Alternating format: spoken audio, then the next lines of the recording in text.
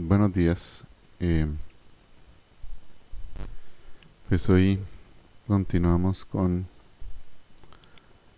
la maratón de videos por el Yo me quedo en casa.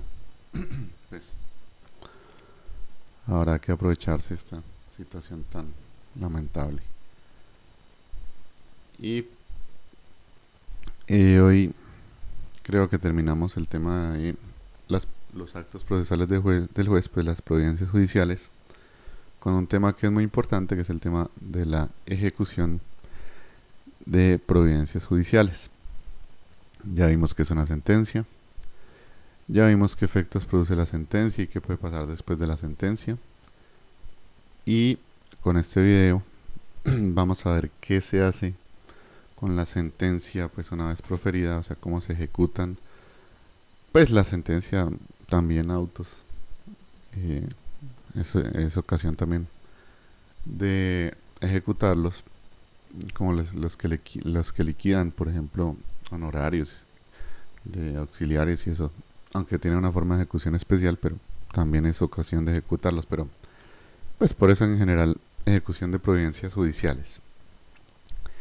Eh,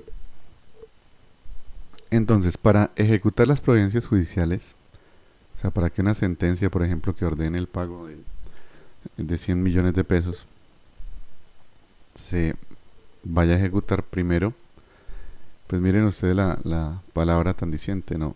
Por eso se llama término de ejecutoria. Para poderla ejecutar debe estar la providencia ejecutoriada en primera medida.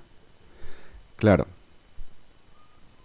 hay ocasiones que cuando se interponen recursos y estos recursos tienen un determinado efecto, también pueden ser ejecutadas sin que sea necesario que la providencia esté ejecutoriada. Esto sucede con el efecto devolutivo o el diferido.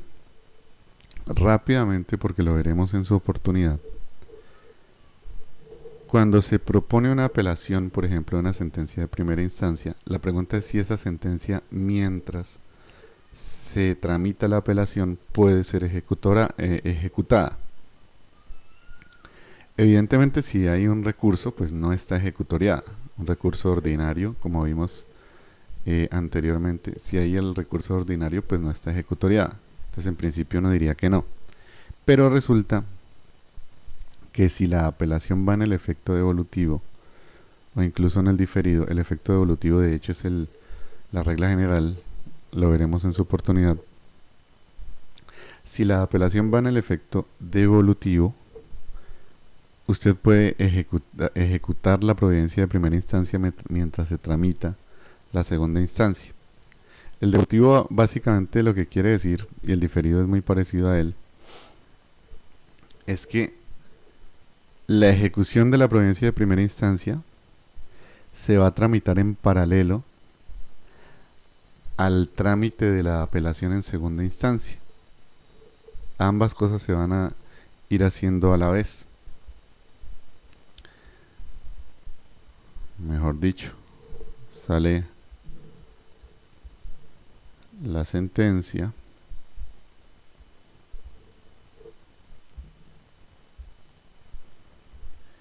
y se va a ir tramitando la ejecución mientras y también a la par se produce la apelación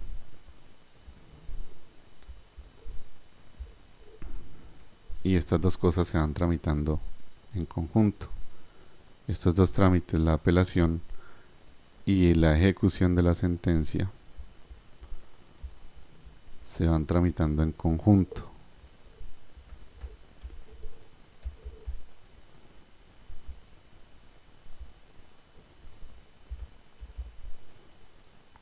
Entonces, ¿por qué se llama efecto devolutivo? Porque puede suceder que se haya tramitado toda esta ejecución y por acá la apelación se tramite, y cuando se tramite el auto, la sentencia, revoquen. ¿Revoquen qué? Esta sentencia. Entonces, ¿qué va a tocar hacer con este proceso ejecutivo que se estaba adelantando mientras se tramitaba la apelación? Pues que va a tocar devolverse todo lo que se hizo, devolverse, porque se dio la revocatoria de esta sentencia. Bueno, si es una sentencia, pues no sería un auto, sería solamente una sentencia, pero pues también el efecto sirve para autos, por eso decía acá autos o sentencias, porque si durante este proceso, por ejemplo, el proceso que lleva a esta sentencia,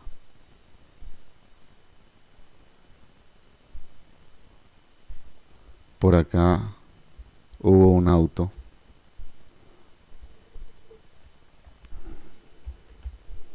que fue apelado,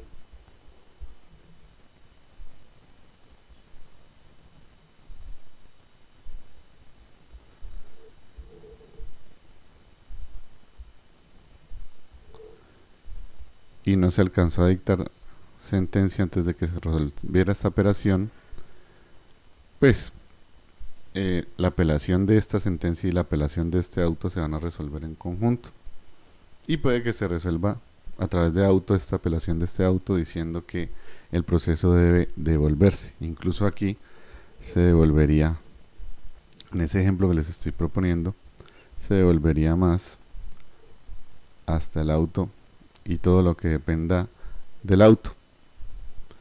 Entonces, pues esto lo veremos más claramente en su oportunidad. Por ahora, válganos decir simplemente que si se produce la sentencia, para poder ejecutar esta sentencia debe ser ejecutoriada, salvo en los casos de que haya una apelación en el efecto devolutivo. ¿Qué significa la apelación en el efecto devolutivo? Que la apelación sube al superior jerárquico, pero la ejecución acá abajo en primera instancia va a continuar. Y se llama devolutivo porque si la apelación continúa acá y se dicta el auto para resolver este auto, o la sentencia para resolver esta apelación de esta sentencia, auto para resolver la apelación de este auto, sentencia para resolver la apelación de esta sentencia, y acá este auto, esta sentencia dicen que se revocan este auto o esta sentencia, pues todo lo que se estaba desarrollando en el ejecutivo va a tener que devolverse, y si fue el auto, pues va a tener que devolverse aún más, y por eso se llama el efecto devolutivo. Pero lo que nos interesa por ahora es que cuando se da esta situación de apelación en el efecto devolutivo o diferido, la ejecución, así esta sentencia no esté ejecutoriada porque se está tramitando una apelación, porque se está tramitando un recurso ordinario, la ejecución puede continuar si el efecto de esta apelación es el efecto devolutivo o el diferido, que es por ahora lo que nos interesa, reitero, entender. Entonces, con esto dicho, para poder ejecutar una sentencia debe estar ejecutoriada, excepto cuando se proponga una apelación y esta vaya en el efecto devolutivo o el diferido, o un recurso en definitiva, y este vaya en el efecto devolutivo o el diferido, entonces se puede ejecutar la sentencia. Claro, hay algunos casos donde las sentencias salen sometidas a plazo o a condición. Se deberá pagar 100 millones de pesos en cuotas, puede ser, y pues las cuotas dan un cierto plazo, y entonces pues no se podrá hacer el ejecutivo sino una vez se cumple el plazo o se cumpla la condición.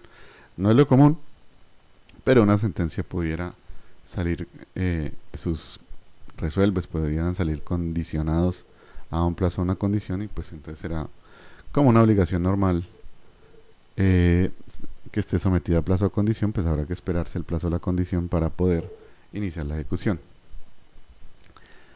El juez competente para conocer de la ejecución a continuación es el juez de conocimiento, el mismo juez que estaba adelantando eh, el proceso declarativo, por ejemplo, pues será el juez que desarrolle la ejecución a continuación en el mismo expediente. De todos modos, bueno, ahorita vemos qué clases de ejecución hay, más bien. Entonces, reitero, el juez competente es el mismo juez que conoció el proceso. No importa si usted, antes sí importaba si usted se demoraba o no se demoraba con la petición. Si se demoraba con la petición para hacer el proceso ejecutivo a continuación, le tocaba ir a un juez diferente. Actualmente no hay ninguna diferencia en cuanto al juez competente. El juez competente será el juez que vio el proceso declarativo en primera instancia, pues será el que desarrolla la ejecución en el mismo expediente. Ahora, de aquí en más, hay dos clases de ejecución. Para mí, López Blanco menciona creo que 3 o 4. Para mí en realidad solo hay dos clases. El proceso ejecutivo propiamente dicho, que es el que veríamos aquí, ejecución a continuación dentro del mismo expediente, y está la diligencia de entrega. Serían básicamente, porque López Blanco creo que divide que hay procesos dentro del proceso declarativo que desarrollan diligencias de entrega, pero a la vez, pero uno después las va a ver y son iguales a la diligencia de entregar en general, así que para mí no sería una subdivisión.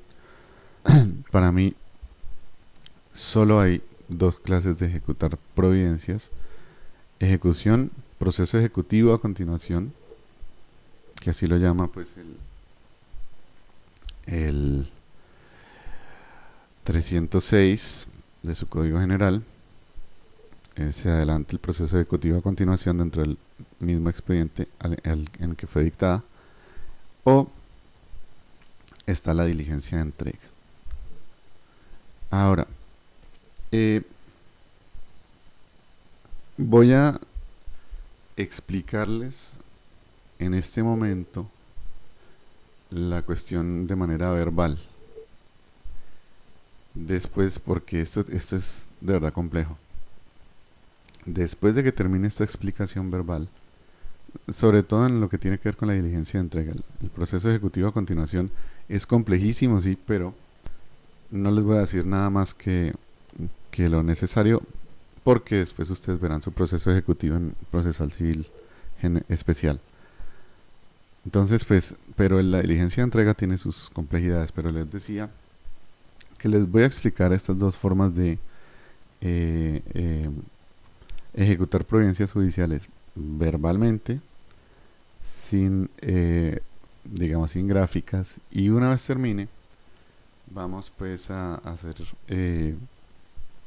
una cámara rápida de lo mismo dicho, con una gráfica pues, pues en tablero pues básicamente, de la misma explicación. Entonces por ahora espero no se pierdan, voy a intentar que no suceda eso, pero si en algún momento llegan a perder, tranquilos que después vamos a volver. Además esto es un video y pues usted lo pueden devolver claramente y pausar, pero después al final hacemos una línea pues de eventos para que se entienda mejor la situación. Entonces, cuando vamos a desarrollar un proceso ejecutivo a continuación en el mismo expediente, según el 306 del Código General, ¿cómo se hace eso? El acreedor, o sea, el que le benefició la sentencia, normalmente el demandante, ante el mismo juez de conocimiento, eleva una solicitud pues es decir, no tiene los requisitos de una demanda. El mismo 306 dice: se solicita la ejecución con base en la sentencia sin necesidad de formular una demanda, simplemente una solicitud diciendo que solicita se desarrolle el proceso ejecutivo a continuación del declarativo, por ejemplo.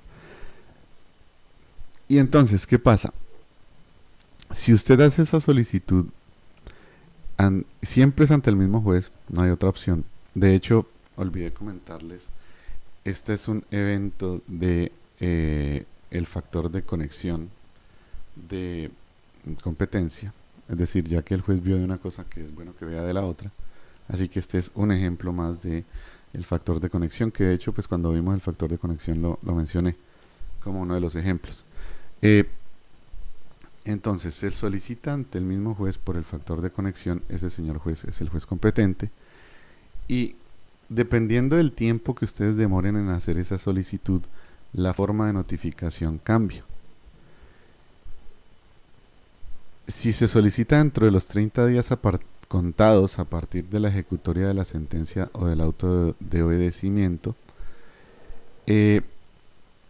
la notificación va a ser del mandamiento ejecutivo, va a ser por estado. Si se solicita después de esos 30 días, la notificación del mandamiento ejecutivo va a ser personalmente. Es decir, si la solicitud de la ejecución se formula dentro de los 30 días siguientes a la ejecutoria de la sentencia o a la notificación del auto de obedecimiento de lo resuelto por el superior, según el caso, es decir, si hubo o no pues apelación, pues como un ejemplo, se notificará por estado. Y si no, pues se notifica personalmente. ¿Por qué esto? Porque básicamente la ley le está diciendo al señor demandado, el que perdió, pues pongámoslo de ejemplo, que tiene que estar pendiente 30 días después de la ejecutoria de la sentencia o del auto de obedecimiento. Porque si el demandante propone su solicitud dentro de los 30 días siguientes y el juez libra mandamiento de pago, ese señor tiene que estar pendiente, y por eso le van a notificar por estado, porque tiene que estar al pendiente del proceso durante ese periodo.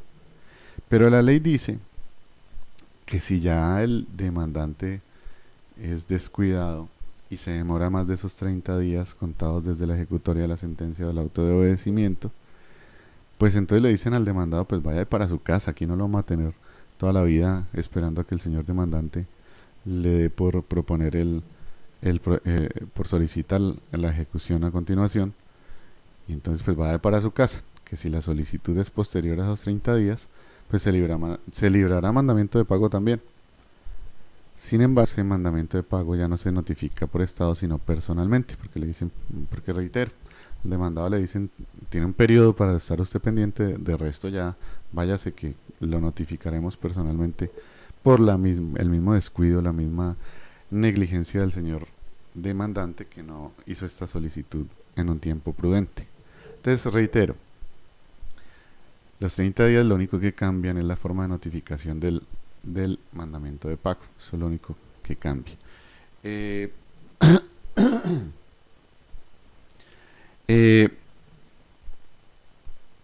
Toda esta ejecución explica el código, aplica para sumas de dinero liquidadas durante el proceso. Así que reitero, por ejemplo, los honorarios de perito, aunque ellos tienen de hecho una forma de ejecución mucho más expedita, pero digamos, también durante el proceso que ustedes le liquiden pues cosas, también podrán solicitarla a través de esta forma de ejecución, o cuando el proceso termine por conciliación o transacción, pues también pueden acudir a esta ejecución, o también cuando se concretan perjuicios de sentencias en abstracto, que ya vimos que son en el video pasado. Todo eso lo pueden ejecutar a través de esta cuestión. De ahí en más, de esta ejecución en el mismo expediente y proceso ejecutivo, listo. De ahí en más, después de la notificación al ejecutado, sea quien sea, de ahí en más se adelanta un proceso ejecutivo. Al respecto de eso, ¿qué les puedo decir en este momento? Nada, porque un proceso ejecutivo pues es un trámite que, por ejemplo, en mis clases de Procesal Civil 2, cuando las dicto, pues tardo como 4 o 5 semanas en solo el ejecutivo. Es un trámite bastante largo y complejo, y entonces pues y además pues pertenece a otra clase. Entonces por eso, de ahí en más, después de la notificación, sea por un trámite o por el otro, ya ustedes desarrollan un proceso ejecutivo. Y cómo es el ejecutivo, pues lo verán en su oportunidad. Y la otra forma de ejecutar entonces es la diligencia de entrega, que es la siguiente. Pero la pregunta que puede estar surgiendo es ¿cuándo nos vamos a una diligencia de entrega? ¿Cuándo nos vamos a un ejecutivo? Y entonces aquí, por aquí está expresado. ¿Ustedes cuándo se van a un ejecutivo? Cuando en la sentencia, por ejemplo, se diga o se condene una suma de dinero, o se condene a la entrega de muebles, o al cumplimiento de una obligación de hacer, todo eso, en el caso de dinero y obligación de hacer, siempre lo van a tener que desarrollar a través de un proceso ejecutivo. En el caso de la entrega de muebles, ustedes pueden elegir si ir a un ejecutivo o ir a una diligencia de entrega. En cambio, cuando vamos a una diligencia de entrega para ejecutar lo que se dijo en la sentencia, a una diligencia de entrega vamos también cuando se condene en la sentencia, por ejemplo, a la entrega de bienes muebles o a la entrega de bienes inmuebles. Ustedes dirán, pero los bienes muebles aparecen tanto en el proceso ejecutivo como en la diligencia de entrega. ¿Por qué aparecen en ambos lados? Porque en ese caso la ley les da la opción de ejecutar la sentencia, les da la opción de irse al ejecutivo o a la diligencia de entrega. ¿Por qué razón le da la opción? Porque es que resulta que los muebles son perecederos o se los pueden llevar o simplemente pues ya no interesan. Y entonces la ley les dice, porque ojo, que cuando ustedes se van a un proceso ejecutivo,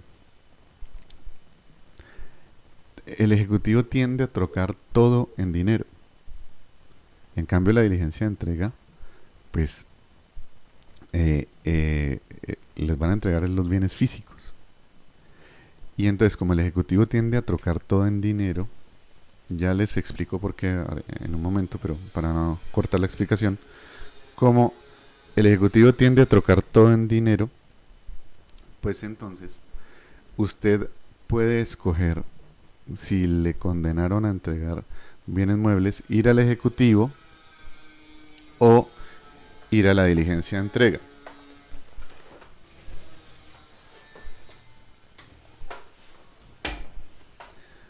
Porque, por ejemplo, si se condenó a entregar unos, no sé, 100 televisores que tienen en una bodega, pero esos televisores llevan ahí guardados año y medio, y un año y medio en televisores, pues tecnológicamente es un abismo, pues ustedes pudieran decir que no van a la diligencia de entrega porque ya no les interesa los televisores, sino que van al proceso ejecutivo porque lo que necesitan es dinero, porque ya los televisores no sirven.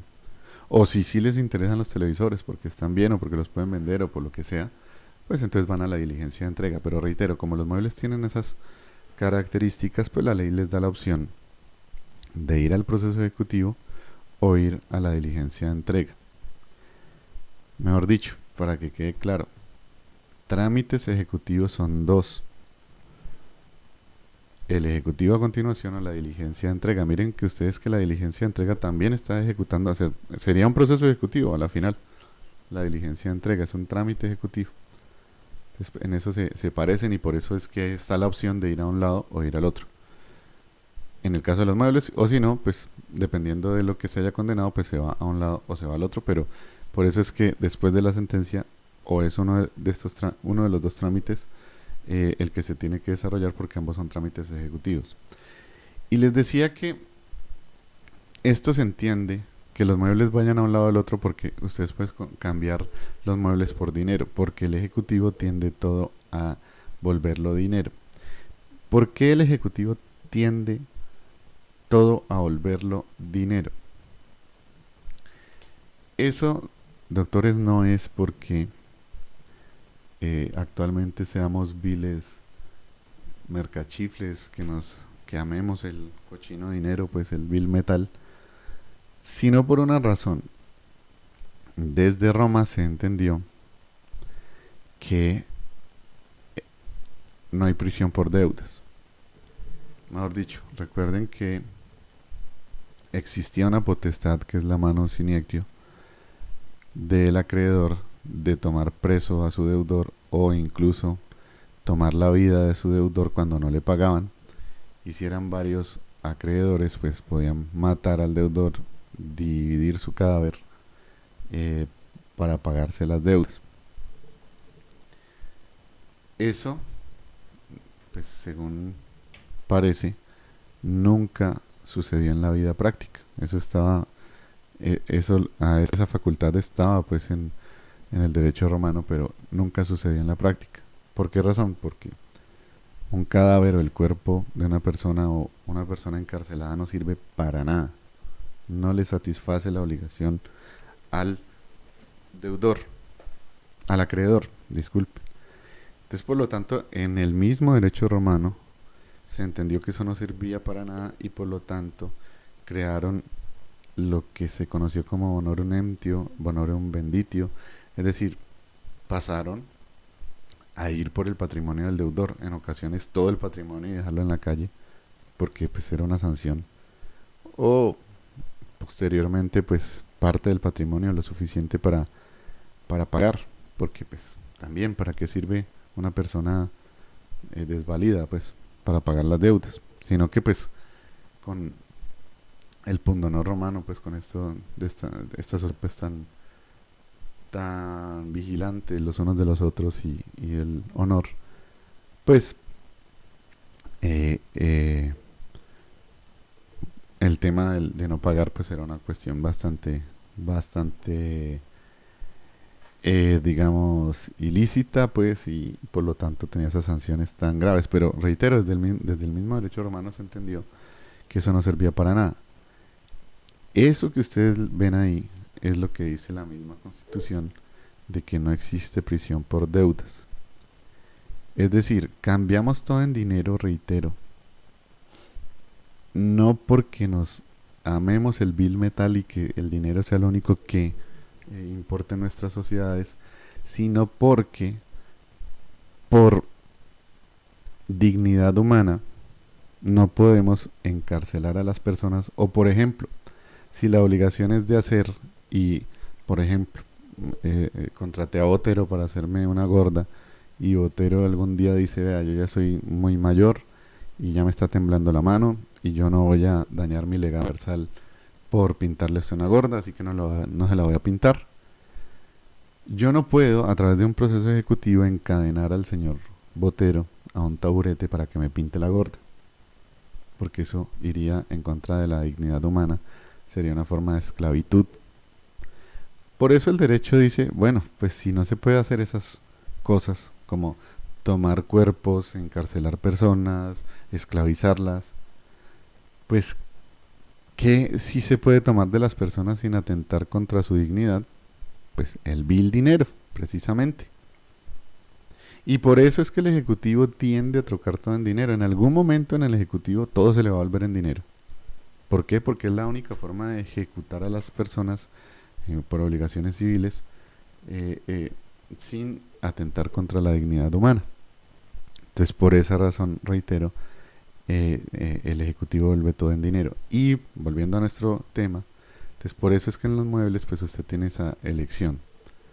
O puede ir hacia un lado para volverlo en dinero, hacia el ejecutivo, o puede ir hacia la diligencia de entrega si quiere los bienes físicamente. Esa opción solo la tienen los muebles, no los bienes inmuebles, no las sumas de dinero, no las obligaciones de hacer. Las sumas de dinero y las obligaciones de hacer se quedan en los procesos ejecutivos y los bienes inmuebles siempre, por obligación legal, se debe realizar una diligencia de entrega. Ahí sí, esté bien o esté mal el bien, diligencia de entrega. Listo. Pasamos entonces a la diligencia de entrega, que es otro trámite ejecutivo. O sea, el género sería trámite ejecutivo y son dos especies, el proceso ejecutivo y la diligencia de entrega. que si ustedes quieren, la diligencia de entrega es un proceso ejecutivo, un trámite ejecutivo. Está ejecutando decisiones que dicen que eh, profieren los jueces. Entonces, ¿qué se hace en una diligencia de entrega? Que este sí es un trámite un poquito extenso. Y este sí se ve aquí en procesal civil general, no se ve en procesal especial y por eso lo vamos a ver enteramente acá. ¿Qué se hace en una diligencia de entrega? Lo primero que hemos de decir es que no existen privilegios para entidades públicas. En contra de las entidades públicas puede perfectamente realizarse una diligencia de entrega y seguirá las mismas reglas normales de esta diligencia de entrega. De nuevo, corresponde al mismo juez que conoció el proceso en primera instancia, es decir, de nuevo, se sigue el factor de competencia por conexión, ya que usted vio del proceso, pues desarrolle también la ejecución de lo que usted mismo ordenó en la sentencia. Entonces el mismo juez que vio el declarativo verá el ejecutivo, pues sí es el caso. Y la misma cuestión al inicio del proceso con un cambio que a mí sinceramente me asombra, no sé por qué existe ese cambio, que es la notificación por aviso, pero la misma cuestión. Si usted hace la solicitud de el trámite de la diligencia de entrega dentro de los 30 días a partir de la ejecutoria de la sentencia del auto de obedecimiento, el juez también librará un mandamiento ejecutivo y la notificación de nuevo se hace a través de por estado. Y si la solicitud se formula después de ese término, vencido dicho término, el auto se notificará, en este caso, y no sé por qué el cambio, sinceramente, se notificará por aviso. Debería ser exactamente lo mismo que en el anterior caso, o sea, personalmente, pero acá se dice por aviso. Sinceramente ese cambio, esos son ese tipo de cosas que no tienen eh, digamos, explicación, debería ser lo mismo. Y pues son de ese tipo de cosas que fastidian pues a la hora de estudiar. Pero eh, eh, el auto pues que disponga la realización de la diligencia de entrega, pues que pues sería el mandamiento ejecutivo para estas diligencias de entrega. No es que se llame mandamiento ejecutivo, dice el auto que disponga la realización de la diligencia de entrega, para ser más concretos.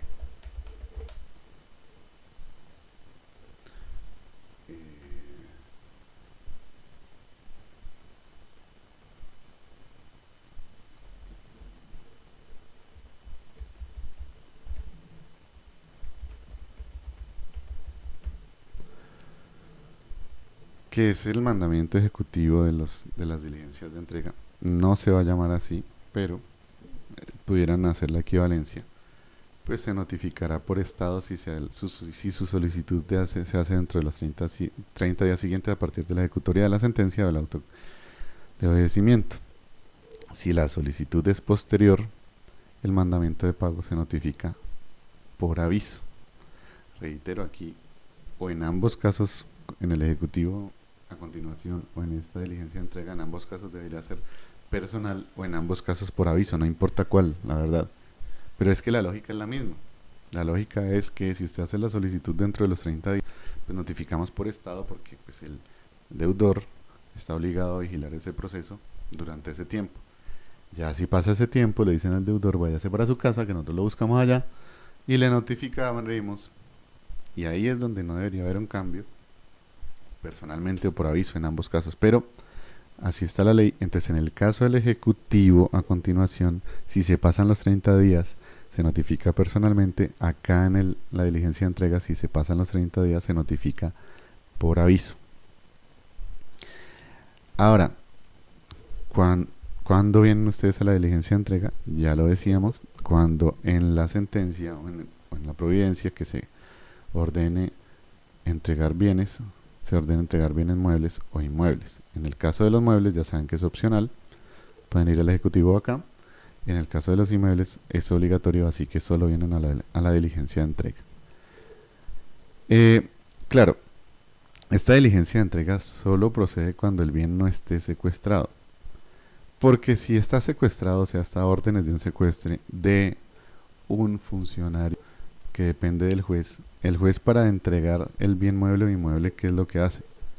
Simplemente darle la orden al secuestre de que le entregue el bien a quien corresponde.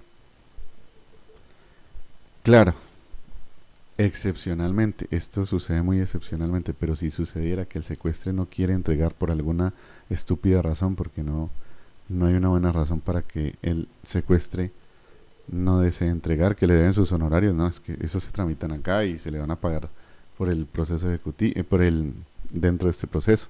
Entonces, no hay una buena razón, pero si se negase a entregar, en ese caso, pues sí ya habría una diligencia de entrega en contra del secuestre. Sería. Pero es muy excepcional y en este caso no habrían oposiciones. Ahorita vemos que son las oposiciones, que es un trámite ahí complejo. Pero en ese caso, pues, si se niega a pagar, pues habría que hacerse una diligencia, a entregar el secuestre, habría que hacerse una diligencia de entrega muy rara en contra del secuestre. Pero entonces, reitero, esta diligencia no procede cuando el bien esté secuestrado porque simplemente el juez le ordena al secuestro entregar a quien corresponda y punto. Listo. ¿Cómo se practica la entrega? Entonces, lo primero que el juez cuando le hacen la solicitud, el juez pues, reitero, dispondrá de su realización, o sea, librará mandamiento ejecutivo básicamente, pues, ojo, no usen este término mandamiento ejecutivo porque no existe en la diligencia de entrega, pero es el equivalente, o sea, habrá un auto donde se disponga su realización. Y en ese auto normalmente el juez también fijará fecha y hora para esa realización. Te dirá que nos vemos tal día, a tal hora.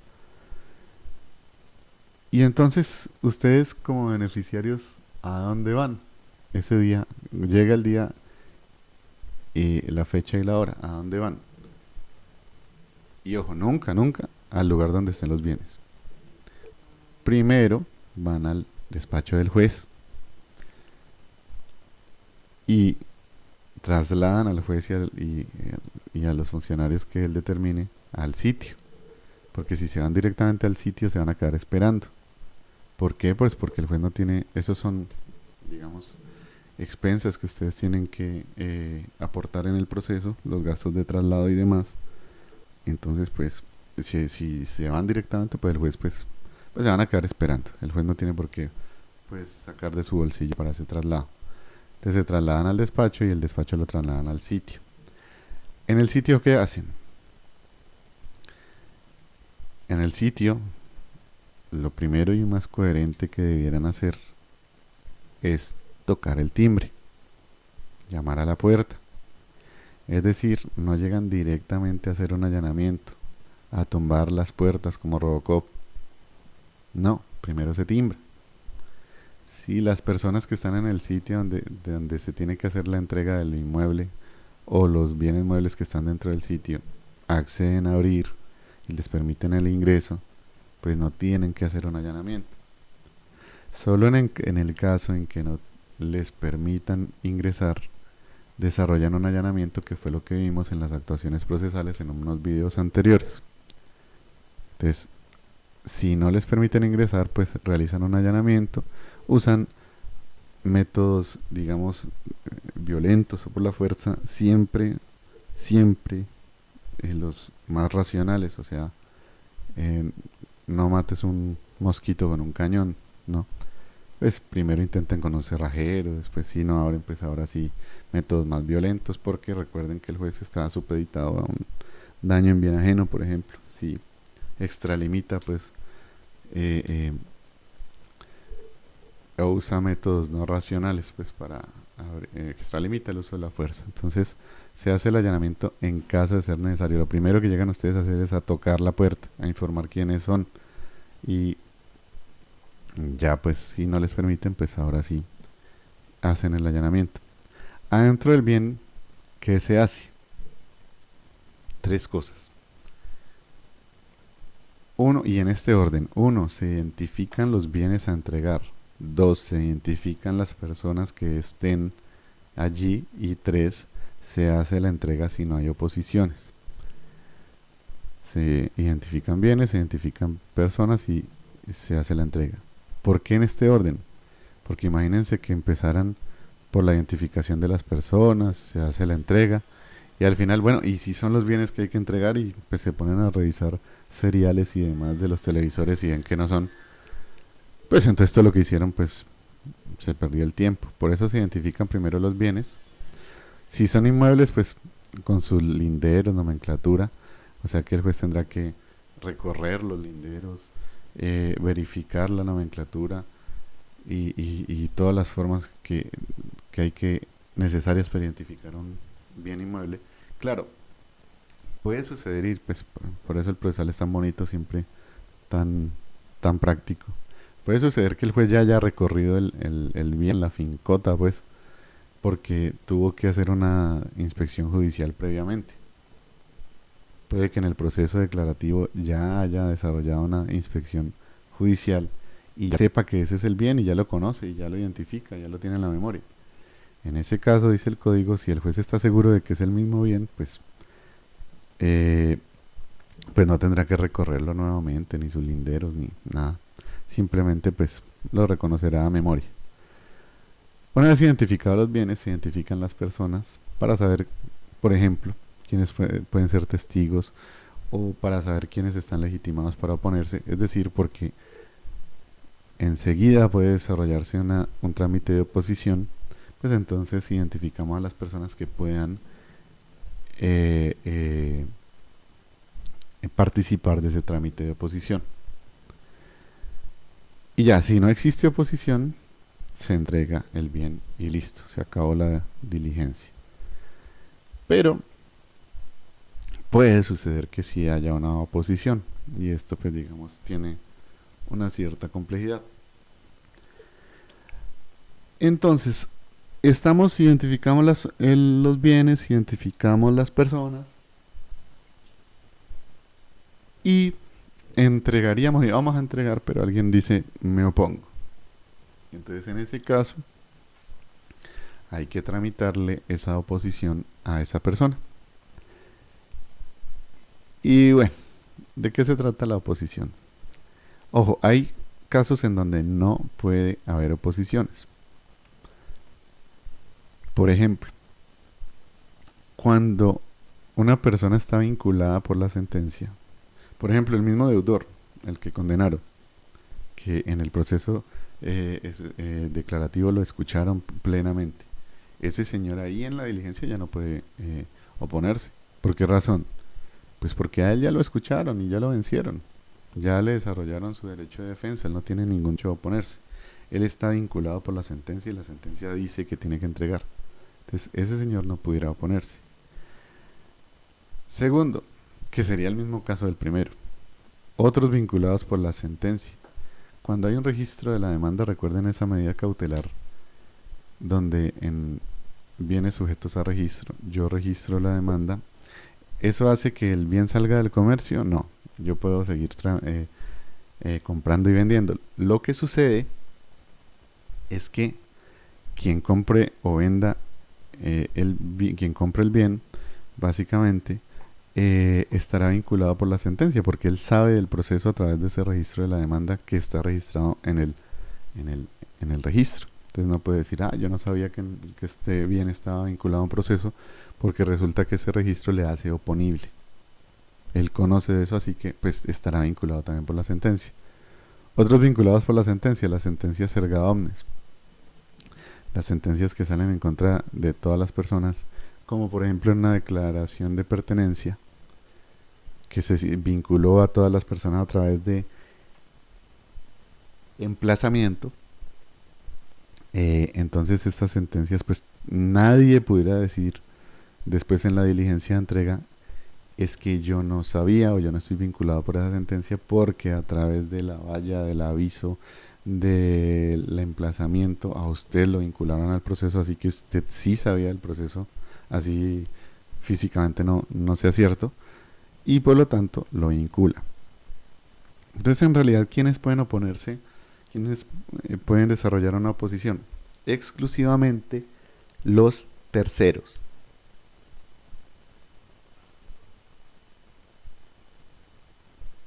Todos aquellos vinculados a la sentencia no pueden oponerse. Ese es el punto. Entonces, solo los verdaderamente terceros, los que no están vinculados ni porque los notificaron en el proceso, ni porque hay un registro, ni porque hay sentencias erga omnes, esos manes pueden oponerse.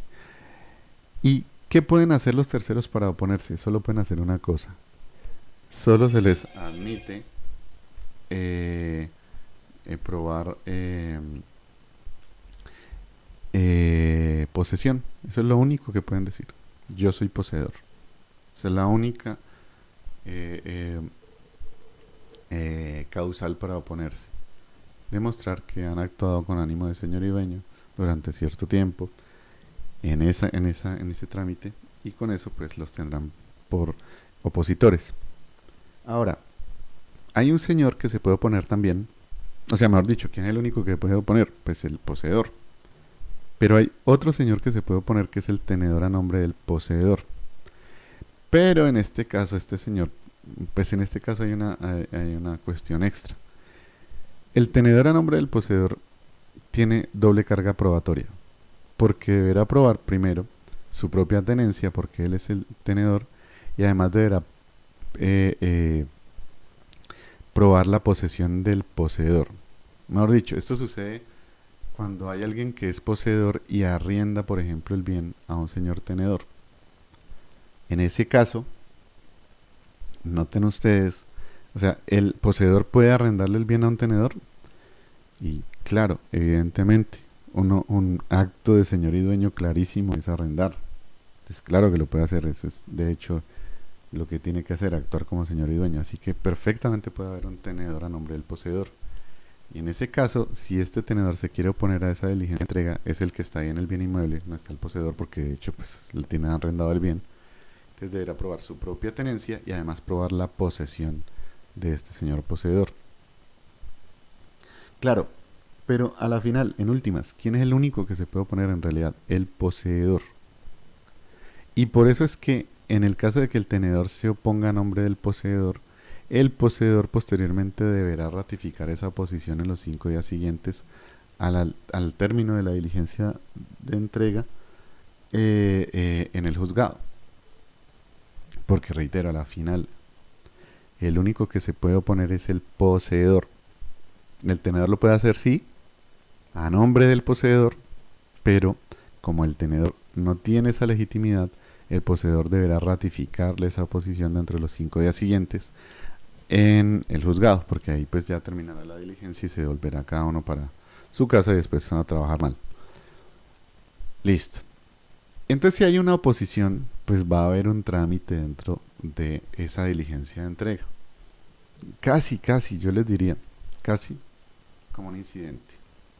De hecho, yo no sé por qué la ley no le llama incidente, porque a la final pues tiene casi que la misma estructura. Pero pues bueno, sea como sea, el caso es que se desarrolla ahí un mini litigio, un procesito chiquito dentro del proceso que se llama oposición. Y entonces el señor se opone, y entonces ¿qué nos va a tocar hacer? Pues practicar pruebas, como en un incidente, como en un proceso. Practicar pruebas para saber si existe, porque reitero que la única razón por la cual se puede oponer a alguien es porque es un poseedor, pues entonces practicar pruebas para saber si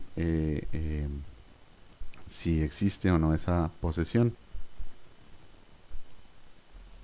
Y entonces, ¿se practica qué pruebas? Primero se interroga al opositor, esa es la prueba pues digamos que menciona la ley, y casi que pues sería obligatoria. Pero si el juez estima necesario, también podrá interrogar al que solicitó la entrega, o sea, al demandante, por ejemplo, al que venía del proceso declarativo, pues también lo puede interrogar allí. O de oficio las pruebas que estime pertinentes allí en campo, in situ. Por ejemplo, hay otras personas ahí, vecinos y demás, pues el juez puede convocarlas y decirles, bueno, ¿usted qué sabe? Este man, ¿cómo actúa? Actúa eh, eh, er- eh, como si fuera un dueño, pues paga los servicios, paga el predial, expulsa a los a las otras personas que no tienen derecho a estar en el bien, o cómo actúa. O no, cada que viene el señor demandante A lo trata como si fuera el propietario del bien y le paga arriendo, y eso pues en ese caso, o, bueno, lo trata como o al o a otra persona, por ejemplo, como el verdadero propietario, pues en el caso se estaría tomando como un tenedor. Entonces, ahí puede practicar de oficio las pruebas que estime pertinentes. Eh, por ejemplo, pueden haber fotos ahí en el sitio, ¿no? Y esas se pueden tomar copias de las fotos y anexarlas como documentos. Fotos de añejas de celebrando eh, eh, eh, algún campeonato de algún equipo, y ese campeonato fue hace mucho tiempo, pues uno puede establecer fechas, por ejemplo. Pendejadas de esas, pues. Entonces, de oficio, las pruebas que estime pertinentes, y ahí mismo en el campo decide. Decide que si este señor, si el opositor, si es poseedor o no es poseedor. Entonces decide. Y entonces, eh, eh, el juez admite la oposición. Si el juez admite la oposición, es decir, dijo que el opositor sí es poseedor, pues entonces no le vamos a poder quitar el bien, porque como la sentencia no lo vinculaba, y aquí demostró en este trámite que sí es poseedor, pues entonces no le podemos quitar el bien. Y entonces el que venía con la intención de que le entregaran el bien, el demandante, pues se quedó pues con un palmo de narices. Entonces, ¿qué va a hacer ese pobre señor? Ese señor puede, ese señor puede eh, guardar silencio y simplemente perdió. Es decir, que inició mal su proceso, básicamente. El señor demandante demandó al que no era, debió de haber demandado desde el principio a este poseedor. Y puede guardar silencio y simplemente se entrega el bien. Pero normalmente no sucede eso. Puede hacer dos cosas extra. El señor demandante que venía que le entregaran y no le entregaron porque hay un opositor. En ese caso, o puede también interponer un recurso de reposición en contra de la decisión del juez que decidió que sí es poseedor. Y ese recurso de reposición, ¿qué intención tiene? ¿O qué propósito tiene? Que el juez reconsidere, que no lo tome como un poseedor, porque mire que el testigo fulano dijo esto y lo otro, o yo logré demostrar a través de estos documentos que ese man no es poseedor, o lo que sea. Ojo, la discusión aquí es exclusivamente si el señor opositor es poseedor o no. Ya la discusión que se dio en el proceso declarativo es otra. Aquí exclusivamente la discusión es si el señor es poseedor o no. Y entonces, pues reitero, no puede proponer el recurso de reposición diciendo que el juez reconsidere de tener a esta persona como o como poseedor, porque no lo es, porque no se dan los requisitos, porque no actuó con ánimo de señor y dueños, porque no tenía ánimos, porque no tenía el corpus, porque no tenía la posesión fue oculta o fue viciosa o lo que sea. Bueno, ahí pues habrá que exponer sus conocimientos sobre el tema de la posesión que eran ustedes en bienes. O puede el señor demandante ver que en realidad no tiene objeto ahí reponer, porque puede que las pruebas ahí en campo sean contundentes, y simplemente decir que insiste sin la reposición. La reposición lleva una insistencia, pero ustedes pueden pasar directamente a la insistencia. O sea, pueden y proponer el recurso de reposición y con eso se entiende que insisten, o pueden directamente insistir. Reitero, cuando ven que las pruebas son contundentes, que ustedes no tienen mucho que hacer allí en el campo, que pudieran después ir a recabar pruebas y demás por fuera, si les dan unos días, entonces simplemente dicen ustedes no, no repongo, no tiene objeto, simplemente insisto, y en ese caso, eh, ¿qué va a pasar?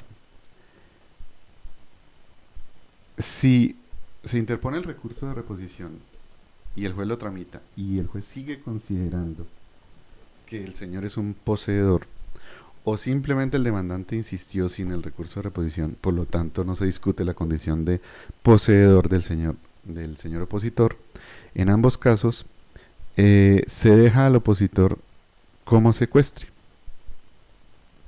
Se deja, o sea, nos vamos del sitio. ¿Entregamos el bien? No. Dejamos al señor que tenía el bien en su poder con el corpus del bien. Sin embargo, miren ustedes que hay un cambio de, digamos, de estatus, porque ese señor poseedor se quedó con el bien, sí, pero ya no en calidad de poseedor, sino en calidad de secuestre, es decir, como mero tenedor. ¿Qué quiere decir que se quede como secuestre? Que básicamente se convierte en un auxiliar de la justicia que depende del juez y que por lo tanto ya no puede, o sea, el poseedor puede disponer del bien perfectamente, puede venderlo, puede destruirlo, puede hacer lo que quiera. En cambio el secuestre, que es un tenedor a favor o digamos a órdenes del juez, este man, si no puede disponer del bien y por tanto pues en ese caso pues se ganó algo por parte del señor demandante, pues sí, pues por lo menos lo dejaron como secuestre, entonces pues ya deberá conservar el bien, no podrá disponer de él y eso. Y entonces esto para qué se hace, la insistencia del recurso de reposición para qué se hace. Porque reitero, puede que en el campo, en ese momento, usted como demandante no tenga argumentos, ni tenga pruebas, ni tenga cómo demostrar que ese señor no es poseedor. Y claro, pues como esta es una cuestión sorpresiva, porque usted va pues con el anhelo de que le entreguen el bien como demandante, pero llegó allá y hay un señor ahí sentado sobre el bien diciendo que es el poseedor. Pues como esta es una cuestión sorpresiva, pues usted intenta probar aquí en este trámite que ese señor no es poseedor, pero si no lo logra, la ley reconoce que por lo sorpresivo de esto, usted puede insistir o proponer el recurso de reposición y después de que termine la diligencia, 5 días después, ambas partes, tanto el poseedor como el demandante que venía que le entregaran el bien puede solicitar pruebas. Claro, esto ya sucede es en el juzgado, esto ya nos fuimos para el juzgado. Pueden solicitar pruebas para discutir que, estamos discutiendo exclusivamente la posesión, para probar el uno para probar su posesión, el otro para probar que no es poseedor el primero, y, se desarrolla una audiencia. Ojo, si entre los 5 días siguientes nadie solicita pruebas, pues simplemente termina el trámite, porque esto es pues para allegar estas pruebas que por lo sorpresivo de la situación no pudieron tenerlas a la mano. Pero si resulta que ninguna de las personas allega pruebas, pues simplemente el trámite termina. Pero si se allegaron, ¿qué se va a desarrollar? En el juzgado, pues otra vez un mini incidente, pues un procesito chiquito dentro del proceso. Es decir, se va a hacer lo mismo, una audiencia donde se practiquen las pruebas, se escuchen alegatos y se resuelva. Y allí ya está la definitiva. O ese man sí es poseedor y puede, por lo tanto, oponerse, o ese señor no es poseedor y por lo tanto no puede oponerse. Ahí sí ya sale la definitiva. Entonces, después de eso, ¿qué se hace? Aquí, después de eso, pues puede suceder dos cosas. Que el juez, al finalizar esta audiencia y resolver, puede seguir considerando, por ejemplo, si consideró al poseedor en primera instancia poseedor, seguir considerando que ese señor es poseedor. O puede decir lo contrario. Entonces, si es favorable al opositor, es decir, si después después en esa audiencia que les decía, el juez sigue considerando al poseedor poseedor, al opositor poseedor, ¿qué ha sucedido allí? Pues piensen en esto. ¿Qué fue lo que sucedió en ese caso? Pues que básicamente el señor demandante la embarró desde el principio. Porque ese señor desde el principio no debió haber demandado a quien demandó, sino que debió de haber demandado a este señor poseedor. A ese es al que debió haber vencido. O sea, de entrada la embarró. Y entonces la ley dice, básicamente, pobrecito señor demandante que se quedó, o sea, que desarrolló todo un proceso entre A y B, desarrolló todo un proceso, venció a B, y a la hora de la diligencia de entrega le apareció un C, y ese C, pues, eh, eh, eh, digamos, frustró sus pretensiones sobre el bien. Entonces, básicamente, ¿qué fue lo que ocurrió a A? Que demandó al que no era, no debió haber demandado a B desde el principio y no a C desde el principio. Entonces la ley dice, pues casi que pobrecito ese señor A que le embarró, que le invirtió tanto tiempo y tanta dinero y tanto esfuerzo a este proceso, pobrecito, le vamos a dar un beneficio. Si sale esa decisión favorable al opositor, el demandante, el que demandó mal, si demanda a quien es, o sea, al señor C, eh, dentro de los 10 días contados desde la ejecutoria de la providencia que decida la oposición en el juzgado, se puede proponer la demanda correspondiente en contra del opositor, o sea, puede demandarlo, y si lo hace dentro de esos 10 días, la única ventaja que va a obtener, aunque es una ventaja, eso sí, es que el opositor, que recuerdan que lo dejamos como secuestre el día de la diligencia, pues va a seguir siendo secuestre dentro del proceso que A adelante en contra de C. Y eso tiene sus ventajas claras, como ya dijimos, pues no es un poseedor que puede disponer del bien, sino que meramente es un secuestre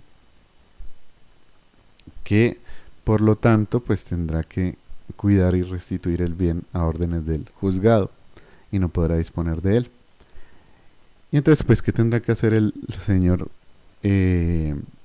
A? Pues ir a demandar a C por las reglas de competencia normales dentro de los 10 días siguientes y al llegar la prueba del inicio del proceso dentro de esos 10 días, y si no, pues simplemente, si no entabla esa demanda, pues simplemente ya el opositor ganó y pues después de eso ya pues queda libre y otra vez vuelve a ser poseedor pleno y no meramente un secuestro. Pero puede suceder otra cosa, que el juez en el juzgado, cuando realiza esa audiencia que dijimos, eh, note que no, en verdad el señor no es poseedor. En ese caso, o sea, que salga una decisión favorable al que solicitó la entrega, al señor A, señor demandante, en ese caso, recuerdan que a ese señor opositor lo dejamos como un secuestre. Pues entonces, ¿cómo se realiza la entrega de ese bien en este momento? Pues ya no hay que hacer una diligencia de entrega, porque recuerden que cuando hay un secuestre, simplemente el juez le ordena entregar a quien corresponde. Este señor se quedó como un secuestre, así que pues tiene que actuar como tal y va a recibir una orden del juez donde le dice, señor C, entréguele a... Ya en caso de que este señor no cumpla con esa orden, como secuestre que es, y pues tendrá la responsabilidad de un secuestre, pues entonces simplemente se hará otra diligencia de entrega, pero en esta diligencia ya no hay más oposición. Ya se venció al único que dijo ser poseedor, así que no pueden aparecer otros poseedores. Si habían otros poseedores, debían haber aparecido en esa diligencia de entrega o en un término que vamos a ver ahorita, que es el término que tiene para aparecer. Así que se hará una nueva diligencia de entrega cuando este señor opositor no se allane a entregar el bien a órdenes, según las órdenes del juez, y en esa segunda diligencia pues no habrán más oposiciones. Todas estas decisiones son apelables, incluso el de la audiencia. Las, las, el auto que deniegue tramitar una oposición, el auto que la decida, van ustedes al 321, 322, no recuerdo bien el de la lista de los autos apelables, esos autos son apelables. Entonces, mejor dicho, miren que esto es un procesito chiquito dentro de un proceso, tanto que básicamente las mismas providencias judiciales de un proceso son apelables aquí en este procesito. La providencia que deniega tramitar la oposición se entiende como un rechazo de una demanda y por eso apelable. La providencia que resuelve la oposición se entiende como la sentencia y por eso normalmente apelable, no siempre, pero normalmente apelable. Te reitero, estos autos son apelables según ese 320. Ahora, puede suceder que cuando llegamos a la diligencia de entrega, o sea, devolviéndonos un poquito, eh, o sea, llegamos allá, identificamos bienes, personas y, y vamos a entregamos porque no, porque, por ejemplo, eh, quien podía oponerse, quien era un poseedor, no estaba presente. O quien estaba allí no estaba representado por un abogado o no es abogado. En ese caso, el bien fue entregado, porque usted que era poseedor no estaba, o si era poseedor no estaba representado por un abogado y por lo tanto no sabía cómo argumentar eso de que posesión. Le quitaron el bien. ¿Usted qué puede como opositor? Dentro de los 20 días siguientes a la diligencia, si usted no estaba, puede solicitar que le restituyan el bien, aduciendo en el proceso pruebas, por supuesto, de su posesión, y en ese caso será una audiencia, se practicarán las pruebas, se oirán los alegatos como siempre y se decidirá. Ahora, si es desfavorable a este tercero al que inició este trámite, pues lo multarán con de 10 a 20 salarios mínimos y costas y perjuicios. O si, por ejemplo, usted estaba en el bien, el día que se hizo la diligencia de entrega, usted estaba en el bien, pero resulta que usted no es abogado, usted podrá insistir en esa oposición 5 días siguientes a la diligencia, porque usted no está obligado a ser abogado por la libertad de profesión o oficio, ni usted está obligado a tener un abogado bajo la cama, o, eh,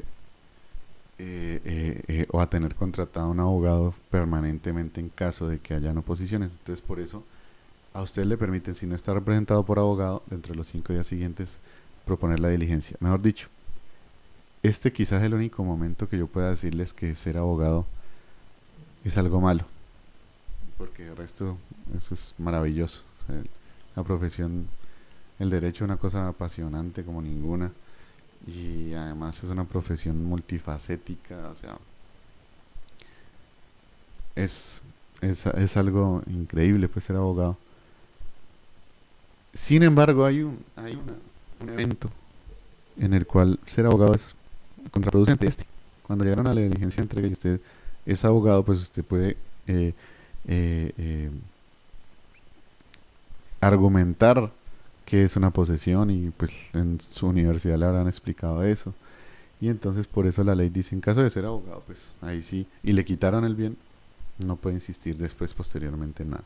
Entonces se puede, a quien le quitaron el bien por no estar o por no estar representado por un abogado, este señor puede, dentro de los 20 días siguientes en el primer caso, dentro de los 5 días siguientes en el segundo, la verdad, otro evento donde hay diferencia en términos que no tiene sentido, debería ser el mismo término para ambas cosas. eh, y ese tipo de cosas son las que no se justifican en el derecho procesal, ese tipo de diferencias eh, eh, eh, eh, embarazan el entendimiento del derecho procesal. Entonces, por eso, pero pues así está la ley, lamentablemente. Pues, dentro de 20 días o dentro de 5 días, usted podrá eh, eh, eh, solicitar que le restituyan el bien, aportando pruebas, se hallará una audiencia, se practicarán las pruebas y se decidirá. Y ya pues ahí usted pues será, el opositor será declarado o no como opositor, como poseedor, y por lo tanto opositor exitoso o no, y le restituirán o no el bien. Eh, ahora, eh, recuerden que cuando el bien está ante un secuestro, esto ya lo dijimos, así que pues simplemente ya lo saben. Eh, recuerden que cuando el bien está ante un secuestre, simplemente usted le ordenan al secuestre que entregue, punto. Entonces con ese señor no hace nada más. Eh, si no cumple, se hace una diligencia y paga perjuicios, porque él debió haber entregado. Y en ese caso no hay oposiciones porque el secuestre está detentando el bien a nombre del juez, no, o sea, por órdenes del juez, no es un poseedor, así que no hay ni oposiciones. También es de señalar que pueden haber entrega de personas, puede haber entrega de personas. ¿Cómo se hace en este caso? Se solicita cualquier tiempo. Aquí no, pues como en el anterior caso, ustedes pueden solicitar en cualquier tiempo. La diferencia es en cuanto a las notificaciones. Solicitan en cualquier tiempo. O sea, cuando se dan diligencia de entrega de personas, por ejemplo, cuando la custodia la tiene la madre y el padre vence en un proceso y gana la custodia, pues puede solicitarse la diligencia, la entrega de personas, por ejemplo, del menor. Entonces, en cualquier tiempo, ante el juez o tribunal que lo ordenó, ahí juez o tribunal que lo ordenó, miren ustedes, el tribunal no sería el juez de primera instancia, exclusivamente el competente, sino que ustedes pudieran acudir ante el juez o tribunal que lo ordenó. Incluso el juez de segunda instancia pudiera ser competente, miren ustedes. Entonces, pues no. Normalmente en los casos anteriores siempre el juez de primera instancia es el competente para desarrollar la ejecución o la diligencia de entrega, en este caso no. Y en este caso no se admiten oposiciones por una sencilla razón. Porque puede que los amantes digan que se poseen los unos a los otros, pero en la ley no hay posesión de una persona a otra. Entonces, si no hay posesión, que es la única razón por la cual usted puede afirmar una oposición, pues entonces cuando hay diligencia de entrega de personas, pues simplemente no pueden haber oposiciones. El trámite sería el mismo que vimos, pero sin oposición, porque no hay posibilidad de poseer a otra persona jurídicamente hablando. Ahora, cuando hay un derecho de retención, ojo que aquí pues la cuestión cambia un poquito en este asunto. ¿Por qué? Porque el derecho de retención, figurémonos, A demanda a B para que B le entregue un bien inmueble, pero B tiene derecho de retención y dice, pues sí, yo le entrego el bien, pero siempre y cuando usted me pague las mejoras necesarias que le hice al bien que usted A no quiso hacerle voluntariamente al bien, y el bien se me iba a caer encima, yo se las hice, así que sí, señor, yo le devuelvo el bien, pero siempre que usted me pague las mejoras. El señor demandado B alegó esas mejoras, ¿cuándo? ¿Cuándo las tiene que alegar? Que eso ya lo vimos. Las tiene que alegar en su contestación de la demanda como una excepción de mérito. Y el juez en la sentencia habrá de decir una cosa como esta. Dirá, condénese a B a entregarle el bien a A. Pero también, si se lograron probar las mejoras y todo eso, pero también condénese a pagarle tales o cuales mejoras a B. Y por lo tanto, B no tendrá que entregar el bien A, sino hasta que paguen esas mejoras, hasta que el demandante A pague esas mejoras. Mejor dicho, la entrega material del bien de B a A queda condicionada, como una obligación condicional, queda condicionada a que A le pague a B las mejoras. Así que A no puede solicitar la diligencia de entrega al juez sino hasta que demuestre que pagó las mejoras. ¿Tiene derecho a que le entreguen el bien? Sí, pero tiene el deber de pagar las mejoras, porque le ejercieron un derecho de retención y lo lograron probar durante el proceso. Entonces, en la misma sentencia donde dice entregues el bien, también se dirá, pero reconózcanse tales o cuales mejoras y hasta tanto no se entrega el bien. O si no lo dice la ley, el juez, de todos modos la ley lo dice. Entonces, cuando se alegan las mejoras en la contestación de la demanda como una excepción de mérito, y si el juez encuentra acreditado en la sentencia señala el monto de las mejoras, y pues se declara en la sentencia, y entonces habrá que pagarse. Y hasta tanto no se pague, bueno, recuerden que hay en ocasiones mejoras de oficio y en el caso surgen con la sentencia, entonces en ese caso pues deberán ser concretadas a través de un incidente para concretar esas mejoras, o si no se extingue el derecho.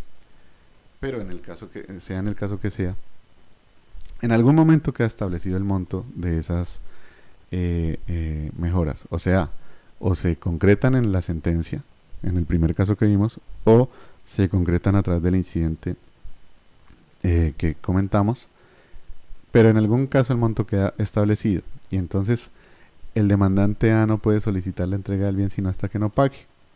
¿Y cómo puede hacer ese pago? Claro, puede hacerlo directamente, puede ir a donde ve y decirle téngale pago. Pero si ustedes van a hacer ese pago, lo más sensato que ustedes pudieran decir es mano a mano. O sea, yo le pago pues, si usted me entrega el bien. Si quiere le pago directamente si usted me entrega el bien. Si el demandado B no les va a entregar el bien, pues no sería de ninguna manera sensato que ustedes le paguen directamente al señor demandado B. Solo cuando él quiera entregar inmediatamente. Si no, ¿qué será mejor hacer? Bueno, si ustedes les da por tercos y hacer eso y le pagan directamente sin que les entreguen el bien, pues ustedes le pagan y pues le exigen un recibo al menos. O sea, ya es bastante insensato que ustedes paguen sin exigir la entrega inmediata del bien, pero si les da por esas, pues al menos exijan un recibo por el artículo 225 de su Código General, lo revisan, que es muy importante. Pero ya lo hemos comentado y harina de otro costal. Le solicitan un recibo y con ese recibo solicitan la diligencia de entrega al juez. Pero eso sería bastante insensato. Si el señor demandado no quiere entregarles el bien al pago, lo más sensato que ustedes pudieran hacer es pagar ese dinero a órdenes del juzgado. En ese caso, ¿por qué es eso importante? Porque el dinero no se le entrega inmediatamente al señor B, sino que vamos a hacer la diligencia de entrega y hasta que no haya una entrega efectiva y además se compruebe que todo está correcto, no le pagan el dinero al señor B. Es decir, por ejemplo, ustedes los condenaron a, ganó el proceso y le deben entregar el bien, pero lo condenaron a 50 millones de pesos como mejoras. Las paga a órdenes del juzgado, van y hacen la diligencia de entrega y resulta que esas mejoras eran pues un jacuzzi y unos enchapes y unas mejoras que se le habían hecho, pero resulta que el señor B las desinstaló y se las llevó. En ese caso, como ustedes no le entregaron el dinero directamente, sino que se le entregaron a órdenes del juzgado, el juzgado va a deducir del dinero que usted entregó al juzgado, deducir las mejoras que el señor B se llevó. Porque entonces si llegan allá y ya no existen mejoras, pues entonces ni siquiera le van a entregar ningún dinero al señor demandado B por las mejoras. Entonces, ¿cuándo le entregan dinero al señor B si, por mejoras? Si se hace la diligencia de entrega y se ve y se constata ya que las mejoras se conservan, o si se conservan parcialmente, pues se deducirá el dinero y pues en ese caso pues pudiera desarrollarse un incidente para determinar cuánto valen las mejoras que se conservaron en el bien. Y en este caso pues no se suspende la entrega, sino que se hace ya la entrega, porque pues bueno, ya veremos cuánto le pagamos al señor demandado por las mejoras que dejó en el bien, pero ya el bien ya se entregó. Y con eso entonces hicimos una diligencia de entrega, digamos, entera. Les decía yo que después de haber explicado esto, pues vamos a intentar hacer una gráfica para que entiendan ustedes un poco más la cuestión. Entonces digan ustedes que A demandó a B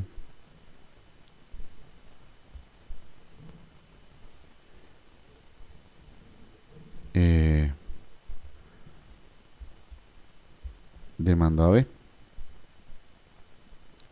y se desarrolló un proceso el cual culminó con una sentencia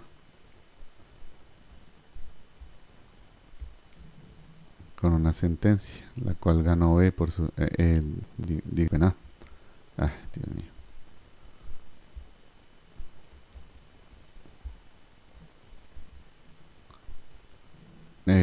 Disculpen, con una sentencia. Ahora, dependiendo de lo que haya dicho esa sentencia, ustedes se van a un proceso ejecutivo o a un proceso o a una diligencia de entrega.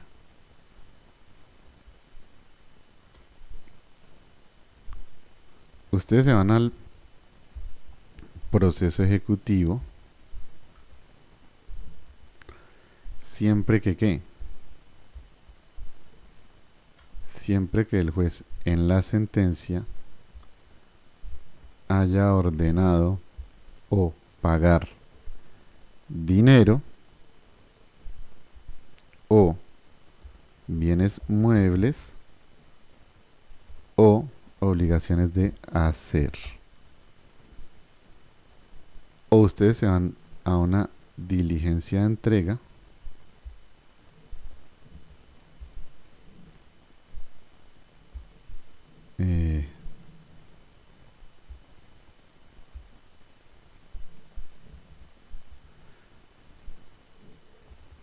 cuando el juez ordenó en la sentencia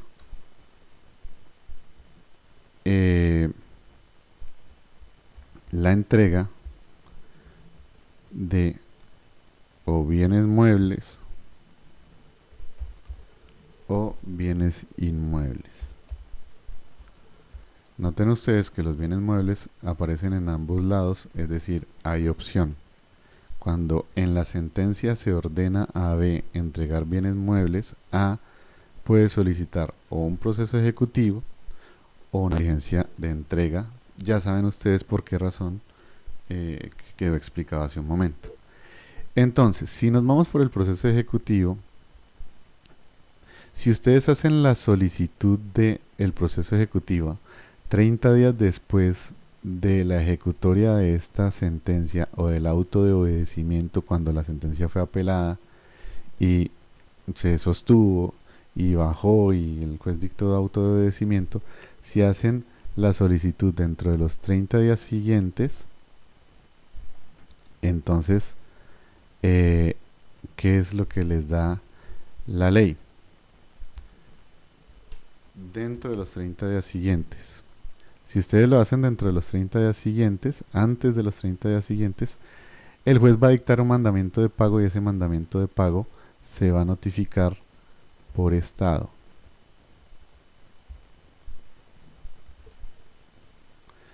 Si ustedes hacen esa solicitud después de los 30 días, después de los 30 días contados desde la ejecutoria de esta sentencia o del auto de obedecimiento cuando esta sentencia fue apelada, entonces la notificación de esto se va a desarrollar, del mandamiento de pago que se libre se va a desarrollar personalmente. Reitero, ahí la única diferencia es en cuanto a la forma de notificación. En el caso, y de aquí, pues de aquí en más, ¿qué se hace en este caso? De aquí en más, pues ya se desarrolla el proceso ejecutivo, que ustedes verán en su derecho procesal civil 2 o procesal civil especial. Después, ahí pues en esta clase no les explicaré nada más sobre ese punto, pero si ustedes se fueron por la diligencia de entrega, en ese caso otra vez pueden hacer la solicitud dentro de los 30 días siguientes. Bueno, aquí sí tengo que conservar espacio porque esta explicación es un poquito extensa. Ay, Dios. Dentro de los 30 días siguientes, si lo hicieron dentro de los 30 días siguientes, otra vez el juez dictará un auto para desarrollar la diligencia de entrega y ese auto se notificará por estado. Si ustedes hicieron la solicitud dentro de los 30 días siguientes a la ejecutoria de esta sentencia al auto de obedecimiento, o se notificará por aviso, que aquí es el cambio que reitero, yo no entiendo por qué lo hacen, pero se da, por aviso, si hacen la solicitud dentro de los 30 días siguientes. Es decir, miren ustedes que ustedes pueden hacer la solicitud en cualquier tiempo. O sea, pues salvo que dejen pasar tanto que prescriba, ¿no? Pero en cualquier tiempo. Y la única cuestión que cambia es la forma de notificación. Listo. Entonces el juez dictó un auto que ordena pues adelantar el trámite de la el trámite de la ejecución de la diligencia de entrega, este auto es notificado por aviso. Y en ese mismo auto se habrá señalado fecha y hora para la audiencia. En ese auto que se notificó se habrá señalado fecha y hora para la audiencia. Llega la fecha y hora.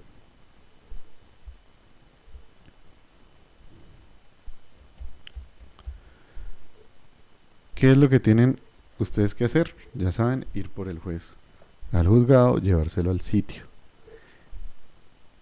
En el sitio, una vez llegados allá, ¿qué hacen? Ingresar, sea por medios ingresar al sitio, sea por medios pacíficos o sea a través de allanamiento. O sea, se hace allanamiento dependiendo. Si ustedes timbran y les abren, pues no van a tumbar la puerta. Primero, pues timbran a ver si pacíficamente los dejan ingresar. Si no, pues harán el allanamiento. Y una vez ingresados al sitio, ¿qué hacen? 3 cosas. 1. Identifican los bienes, identifican personas y entregan si no hay oposición. Pero resulta que puede haber oposición. ¿Quién se puede oponer? Digamos que, a ver si no me sale esta linecita muy feita. Uy, qué horror. Pero resulta que sí hay oposición.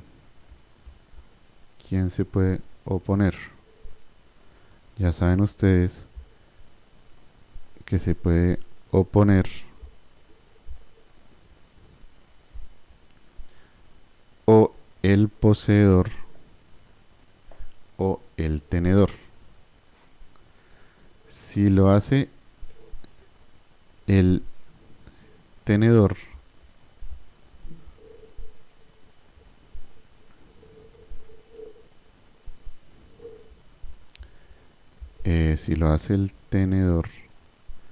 recuerden que este señor tiene que probar su propia tenencia, o sea, carga de prueba, probar su propia tenencia y probar la posesión de la persona a favor de la cual ejerce su tenencia. Y 5 días después de que este tenedor ejerció la oposición a favor de otro, el poseedor, el verdadero poseedor, debe ratificar.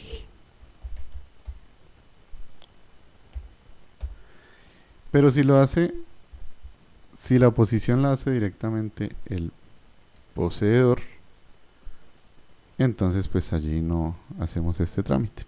Entonces, si la hace el poseedor, ¿qué se va a desarrollar ahí? Prácticamente una audiencia, un trámite, un incidente pequeñito, donde se practican pruebas.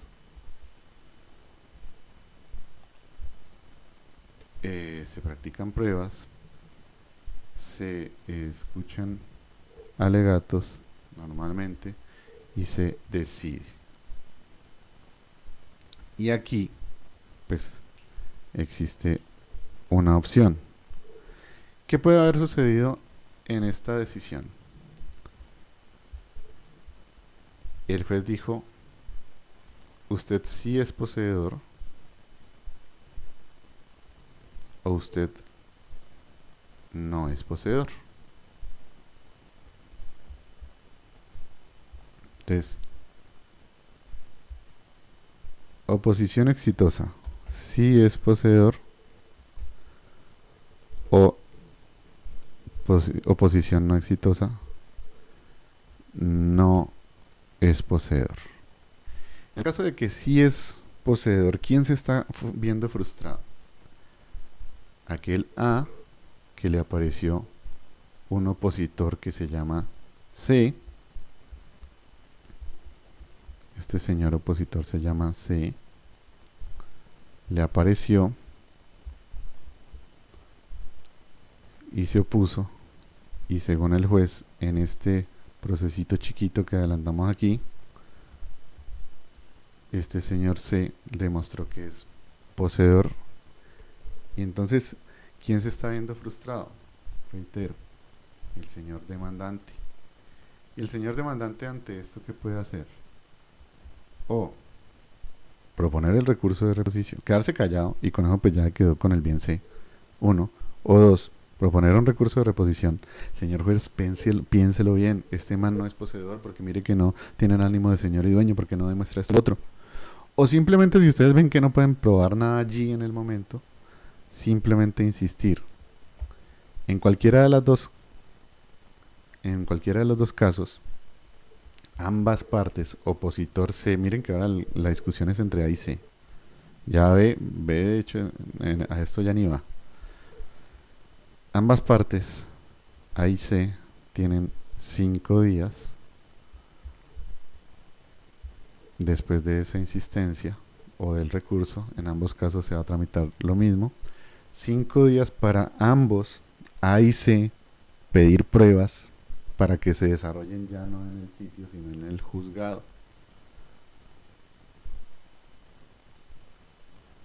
Se desarrolla ya no en el sitio, sino en el juzgado. Y en el juzgado, entonces, si las partes solicitaron eso, ¿qué vamos a tramitar? Una audiencia donde se practiquen ¿qué? Pruebas, alegatos, decisión, otra vez, un auto. Es decir, y ustedes saben que si ustedes tienen claro ya la estructura de un proceso, eso siempre va a ser lo mismo. Pruebas, alegatos, decisión, siempre. O sea, la estructura de un proceso de siempre. Petición de uno, y traslado para el otro, pruebas, alegatos, decisión. Esa estructura siempre la van a ver. Y aquí, pues otra disyuntiva. En esta decisión, ahora sí ya la definitiva,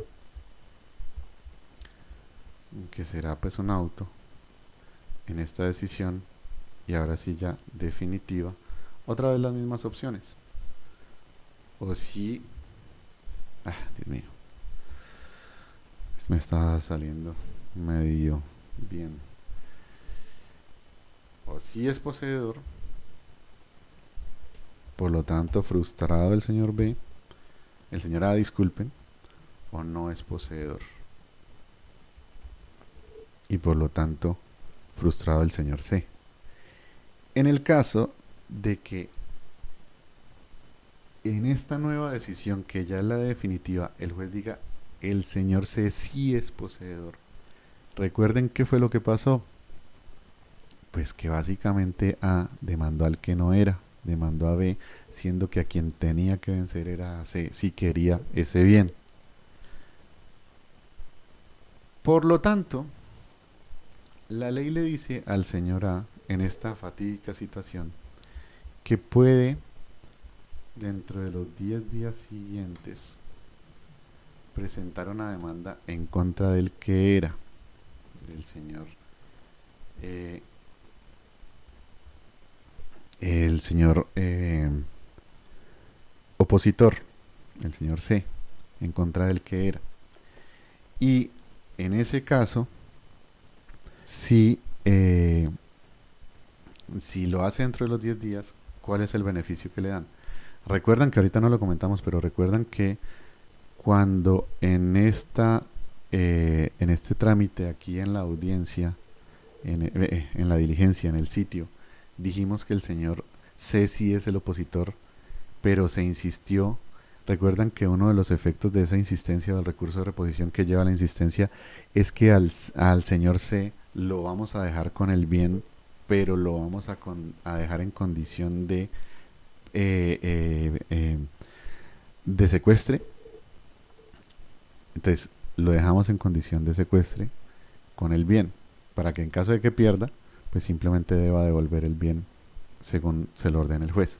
Entonces, recordando esto, que no lo dijimos ahorita, pero es así, Entonces, recuerden que si el demandante A, que básicamente la embarró demandando a B, demanda al señor C dentro de los 10 días siguientes a esta decisión que le fue otra vez contraria, es decir, donde se declaró al señor C como opositor otra vez, entonces, ¿qué es lo único que gana metiendo esta demanda dentro de los 10 días siguientes? Pues que al señor C en este proceso declarativo, de aquí en más se va pues, a iniciar, supongo, pues normalmente declarativo, durante este proceso declarativo, el señor C va a ser, durante este proceso, el señor C va a ser un poseedor. ¿Eso es bueno? Pues claro. Va a ser un secuestre. ¿Eso es bueno? Clarísimo. Porque eh, pues el señor C no podrá disponer y no podrá dañar y deberá guardar y restituir a nombre del juzgado pues esta cuestión. Entonces pues es dentro de todo lo malo que le salió este asunto a, pues sería pues una cosa buena. Pero bueno, en esta audiencia, en el juzgado, la que dijimos que después de los 5 días solicitamos pruebas, puede que el juez llegue a una conclusión diferente, que el señor C no es opositor. En este caso, ¿qué va a hacer el señor juez? Va a ordenarle al señor secuestre, porque ese señor es un secuestre, al señor C, le ordena a C entregarle al señor A el bien. ¿Por qué? Porque C, gracias a este recurso, a esta insistencia, C se quedó como un secuestre. Recuerden. Entonces simplemente el juez, después de esta audiencia, dice, este man no era poseedor, entonces por lo tanto que devuelva el bien. ¿Y cómo lo devuelve? Simplemente con una orden del juez, porque es un secuestre, es un auxiliar de la justicia, es un hombre. Y si ya no quiere entregarlo C, pues habrá que hacer una diligencia de entrega de nuevo, pero en esa diligencia de entrega ya no hay oposiciones, porque las oposiciones de C o de cualquiera debieron realizarse aquí en esta diligencia de entrega, y si no hay, pues simplemente ya acá en esta nueva diligencia de entrega no va a poder haber, no podrá haber otra oposición. Pero esto, por esta rama de que acá en la diligencia de entrega hubo una oposición y el opositor logró probar. ¿Qué puede suceder si el opositor no logra probar? Por acá, por la otra rama. No logra probar la oposición. Dos cosas también.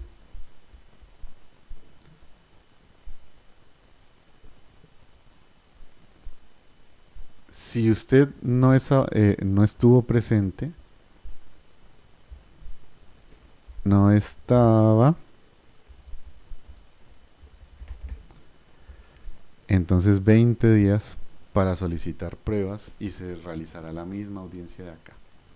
Y con las mismas cuestiones y todas estas mismas vainas. O si usted no estaba, no era abogado o no estaba representado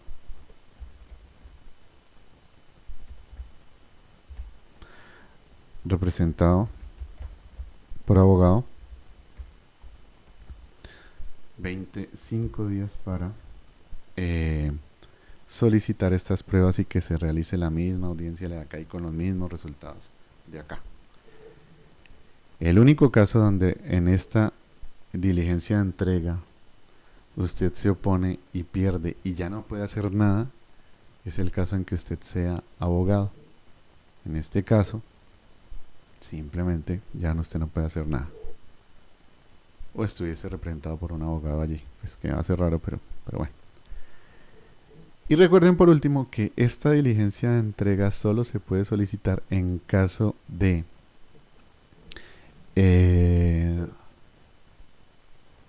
derecho de retención. Solo se puede solicitar esta diligencia de entrega cuando usted que lo condenaron a pagarle a B unas mejoras, usted haya pagado efectivamente esas mejoras. Si no, no puede solicitar esta diligencia de entrega. De eso se trata el derecho de retención, que B retiene el bien hasta tanto A no le pague por las mejoras. Por eso usted no puede hacer esta solicitud, sino hasta tanto usted A le pague a B.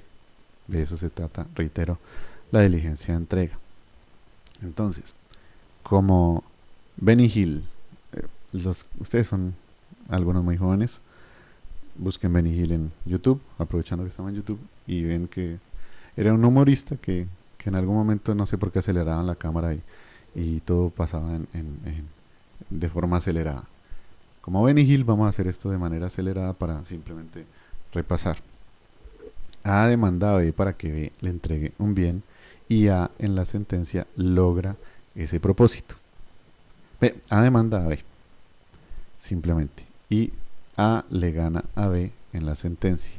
¿Qué puede hacer A para ejecutar esta sentencia? Depende. Si en la sentencia le condenaron a dinero, a entrega de bienes muebles o a obligaciones de hacer, se va por el proceso ejecutivo. En el caso de muebles, tiene la opción, en los demás, en las obligaciones de hacer y de dinero, siempre se va a tener que ir por el proceso ejecutivo. En caso de muebles, puede ir por el ejecutivo o por la diligencia de entrega. Si esa solicitud A la hace dentro de los 30 días siguientes a la ejecutoria de esta sentencia del auto de obedecimiento de lo dispuesto por el superior cuando hay apelación de esta sentencia, si esa solicitud de A la hace entre los 30 días siguientes a esa notificación de esas dos providencias, el juez librará mandamiento de pago y ese mandamiento de pago se notifica por estado si se hace entre los 30 días siguientes a lo que vimos o personalmente si se hace posterior. Después de la notificación, ya esto se desarrolla como un proceso ejecutivo y pues en esta clase por lo menos no hay nada más que explicar. Pero si resulta que en la sentencia se ordenó la entrega de bienes muebles o de bienes inmuebles, en el caso de bienes muebles, si usted como demandante así lo considera, se viene por la diligencia de entrega si no quiso irse por un ejecutivo. En el caso de estos dos, se hace una diligencia de entrega. Con la misma cuestión, si usted hace la solicitud dentro de los 30 días siguientes a la notificación, a la ejecutoria de esta sentencia del auto de obedecimiento de lo dispuesto por el superior, si usted hace esa solicitud dentro de los 30 días siguientes, el juez librará un auto que se llama auto que disponga la realización que dispone la realización de la diligencia de entrega, y este auto se notificará por estado. Si usted hace la solicitud después de los 30 días, este auto se notificará por aviso. ¿Por qué por aviso, no personalmente como acá? No sé, misterios pascuales. La verdad, pregúntenle a los honorables redactores de este código. Después de eso, entonces, en este auto que ordena la diligencia de entrega, habrá fijado fecha y hora para esa diligencia. Llegada la fecha y la hora, ustedes van por el juez al juzgado y por los funcionarios que el juez determine, se los llevan al lugar. Allá en el lugar, ¿qué hacen? Timbrar, golpear para ver si los dejan ingresar pacíficamente, y si no, hacen un allanamiento, que ya saben que es un allanamiento por este video y por otro que vimos que lo explicamos bien que es un allanamiento. Y dentro del sitio identifican primero los bienes para saber si los bienes que tienen que entregar están allí o no. Después identifican las personas y por último entregan si no hay oposiciones. Pero resulta que se pueden oponer. ¿Quién se puede oponer? Un tercero, alguien que no haya estado vinculado a este proceso entre A y B. ¿Quién no está vinculado a ese proceso entre A y B?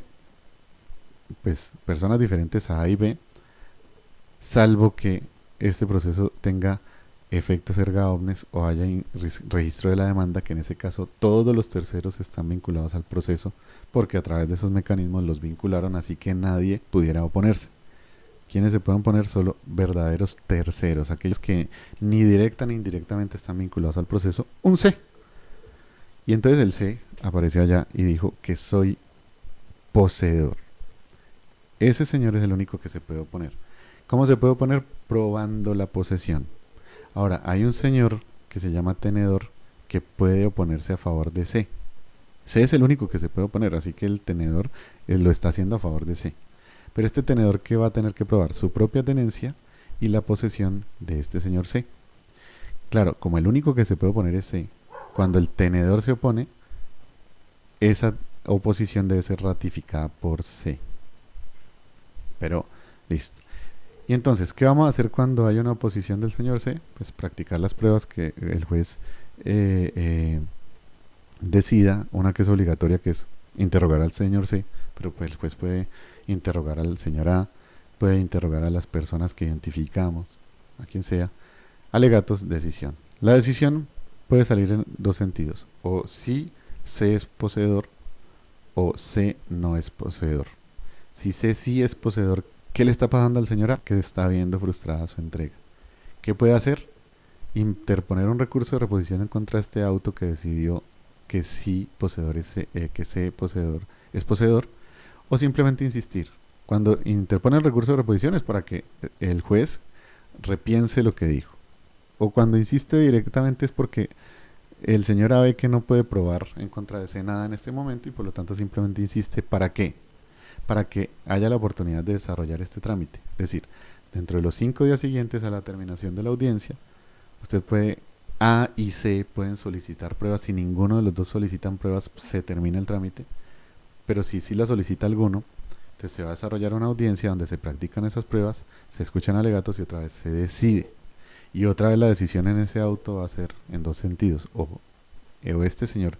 Ah, bueno, recuerden que con esta insistencia de este recurso dejamos al señor C como secuestre. Y eso indica pues que ya no puede disponer del bien. Entonces, las partes después, hubo reposición e insistencia, 5 días después de la audiencia solicitaron pruebas, entonces se realiza la audiencia, se practican pruebas, alegatos se decide, y en ese caso otra vez dos soluciones, o si el juez sigue considerando que C es poseedor, o el juez no considera que es poseedor. Si sí es poseedor, pues el señor ha jodido, porque demandó al que no era. Entonces, ¿qué tiene que hacer? Demandar al que sí era, que es el señor C, y si lo hace dentro de los 10 días siguientes, el único beneficio que obtiene es que C durante el trámite, disculpen que aquí está equivocada esta P, durante el trámite va a ser de este proceso va a ser un secuestre. Entonces, pues ese sería lo único que gane A con esta demanda. Disculpen aquí. Un secuestre. Eso.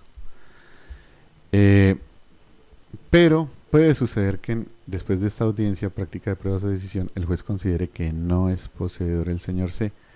¿Qué va a ordenar el juez? Le va a ordenar al señor C que entregue el bien. Y recuerden que este señor C es un secuestre, así que simplemente tendrá que entregar el bien sin ningún derecho a ninguna oposición ya. Si este señor C se niega a entregar, pues que sería muy raro, pero bueno, mentira, estos manes sí de terco se puede negar. Entonces habrá que realizarle una audiencia, una diligencia de entrega, pero ya sin posibilidad de oposición ni de él ni de ninguna otra persona, porque cualquier otra persona debió ponerse acá en este trámite de la diligencia de entrega original. Listo.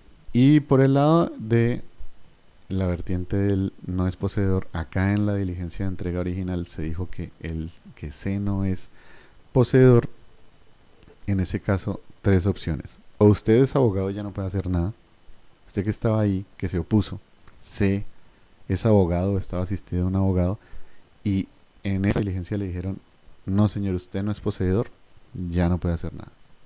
Solo cuando usted no estaba o cuando no estaba representado por un abogado, usted puede, si no estaba, dentro de los 20 días siguientes solicitar pruebas y se realizará esta audiencia, o dentro de los 5 días siguientes, si es que no estaba representado por abogado, si estaba pero no estaba representado por abogado, dentro de los 5 días siguientes solicitar pruebas y se realizará esta misma audiencia con los mismos resultados que vemos acá.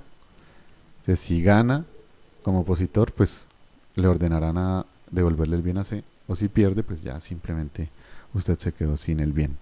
Y entonces esa sería la diligencia de entrega. Listo. Volviendo a nuestro tema. Y ya para finalizar.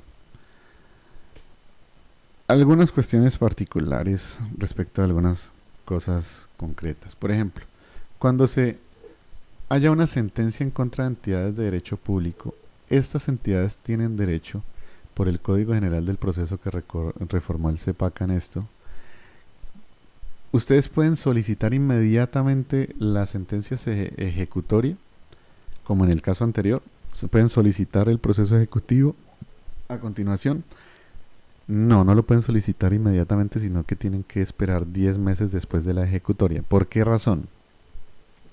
Porque las entidades de derecho público, digamos que no simplemente sacan el dinero de su bolsillo y pagan, sino que esos señores tienen que hacer pues trámites administrativos, que CDPs, que no sé qué, que reservas presupuestales, todas las pendejas que hacen ellos, y por lo tanto, pues la ley reconoce esa situación y a las entidades de derecho público condenadas, cuando sale la sentencia, usted no puede hacer la solicitud inmediatamente, sino que tendrá que esperar 10 meses después de la ejecutoria de la sentencia o del auto de obedecimiento para poder hacer la solicitud del proceso ejecutivo o de la diligencia de entrega, pues que vimos en el caso anterior. Reitero, porque estos señores pues tienen ciertos requisitos que cumplir para poder realizar esta cuestión. Eh, eh, ¿Cómo se cumplen laudos arbitrales? Actualmente los árbitros no pueden desarrollar procesos ejecutivos ni diligencias de entrega. Actualmente. Porque resulta que hay un proyecto de ley que parece que les va a dar esa facultad, pero actualmente los árbitros no pueden hacer eso y por lo tanto dictado el laudo pues dejan de ser árbitros, pierden competencia. Entonces, ¿ante quién tienen que ir? Dice el artículo 43 de la 1563 y dice el inciso final del 306 que la ejecución corresponde a la jurisdicción competente para conocer del recurso de anulación. De la ejecución del laudo conocerá la justicia ordinaria o la contenciosa según el caso, dice la 1563, y según el caso, ¿cuál es? Pues depende de a dónde vaya el recurso de anulación o a dónde debiera ir, pues si es que no lo hay. Si estamos entre privados, pues eso va a la jurisdicción ordinaria. Si es arbitrajes que tienen que ver con contratos estatales y demás, pues eso tendrá que ir a la contencioso administrativo. Entonces, ¿qué jurisdicción? Ojo, no es que el Consejo de Estado o el tribunal vayan a desarrollar el Ejecutivo o la Corte Suprema de Justicia. ¿Qué jurisdicción va a desarrollar el proceso ejecutivo? Dependiendo de dónde deba ir el recurso de anulación. Si el laudo arbitral es entre privados, pues eso va a la jurisdicción ordinaria. ¿A dónde? Específicamente, pues a un tribunal. Pero ese tribunal no es el que va a hacer la ejecución. Y si es por un contrato estatal y demás, pues eso va a lo contencioso administrativo. Pero ese juez al que va no es el que va a hacer el recurso, el proceso ejecutivo. Ya establecido a cuál de los dos es la jurisdicción competente, ahí sí dentro de esa jurisdicción ustedes usan las reglas de competencia tradicionales. O sea, era el laudo entre privados. El recurso de anulación tiene que ir entonces a los tribunales de distrito de la jurisdicción ordinaria. Entonces ya saben que van para la jurisdicción ordinaria. Ahora, ¿qué juez les va a desarrollar el proceso ejecutivo? El proceso ejecutivo, pues ahí sí depende de la cuantía, del domicilio del demandado, de los factores de competencia normales. O sea, reitero, esto solo sirve, esta provisión del artículo 43 y el último inciso del 306 del Código General del Proceso y el 43 de la 1566 solo sirve para saber a qué jurisdicción van.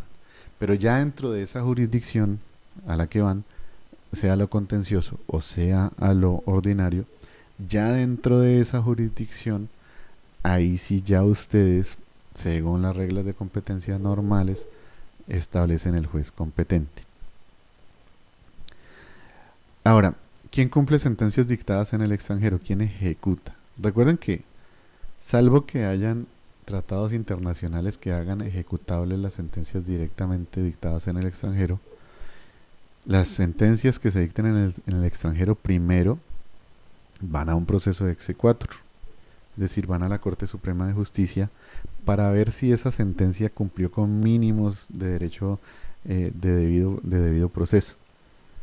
O sea, si se notificó bien, si le permitieron el derecho de defensa. Si eso, por ejemplo, pues, si eso se da, entonces la Corte Suprema de Justicia en Colombia dice que se puede ejecutar esa sentencia en Colombia. Pero la Corte Suprema de Justicia va a ejecutarla, no. O sea, solo da el permiso, solo avala la ejecución, pero ya a través de las reglas tradicionales de competencia, ustedes pues ya ubican el juez competente y ese pues va a ser el que, o sea, por domicilio el demandado, por bueno, todas esas vainas, ustedes ya ante ese juez presentan la demanda con el exequatur, o sea, con el aval de que se puede ejecutar. Hay algunas sentencias que no requieren ejecución, o sea que no va a haber ni diligencia de entrega ni proceso ejecutivo a continuación. Por ejemplo, hay sentencias que cumplen su propósito con la misma declaración, o sea, si ustedes, por ejemplo, este ejemplo que pone López Blanco, dice, ustedes tenían una hipoteca en contra en un bien y ya habían pagado, la deuda estaba prescrita y ustedes querían que le levantaran la hipoteca, pero el acreedor no quería levantársela. Ustedes pueden ir a un proceso declarativo a que el juez declare primero que la deuda está extinta y segundo que por lo tanto la hipoteca está extinta y eso, y imaginemos que tuvieron éxito, te lograron esa declaración por parte del juez. En ese caso, la sentencia dirá, ordénese levantar el gravamen o declárese extinta la obligación. Eso no requiere ningún proceso ejecutivo ni ninguna diligencia de entrega. Esa sentencia simplemente la llevan al registro de instrumentos públicos y con eso levantado el gravamen. Entonces miren ustedes que en ese tipo de sentencias que cumplen su propósito con la misma declaración, pues no habría una ejecución ni a través de un proceso ejecutivo ni a través de una diligencia de entrega. Mejor dicho, pues como para hablar claramente, solo a hora de ejecución, y por eso yo les decía, el resuelve de una sentencia es muy importante porque establece o debe establecer una obligación clara, expresa y exigible. Así que solo habrá ejecución cuando en las sentencias se establezcan obligaciones. Porque a la final, un proceso ejecutivo, ¿para qué está? ¿Por qué empieza un proceso ejecutivo con un título ejecutivo que contiene una obligación clara, expresa y exigible? Porque el proceso ejecutivo está para ejecutar obligaciones. Mejor dicho, recuerden todas sus clases de obligaciones.